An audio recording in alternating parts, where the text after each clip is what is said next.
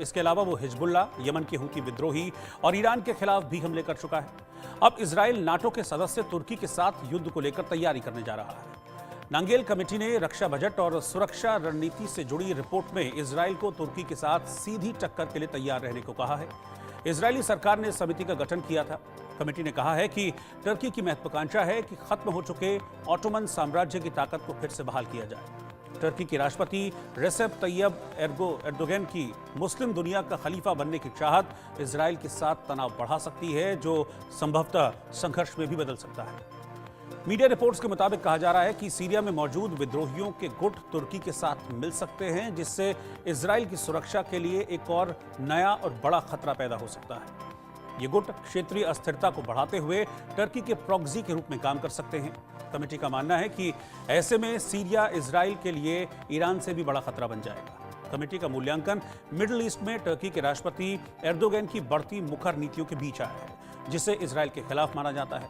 नागेल committee ने सोमवार को इजरायली पीएम बेंजामिन नेतन्याहू, रक्षा मंत्री काट्स और वित्त मंत्री बेजलेल स्मोट्रिच को अपनी सिफारिशें पेश की हैं।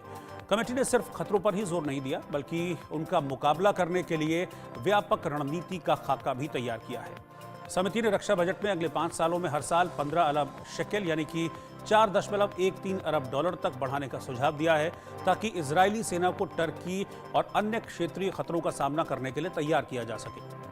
कमेटी ने लंबी दूरी की स्ट्राइक क्षमता मजबूत करने के लिए अतिरिक्त F-15 लड़ाकू विमान, हवा में ईंधन भरने वाले एयरक्राफ्ट, ड्रोन और सैटेलाइट की संख्या बढ़ाने पर भी जोर दिया है।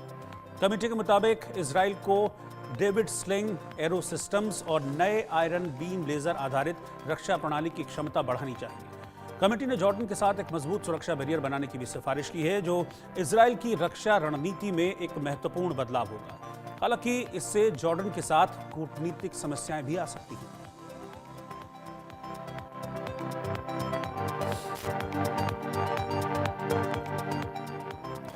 एक्सरसाइज करने से आपका वेट लॉस जल्दी होता है। कई लोगों को शिकायत रहती है कि एक्सरसाइज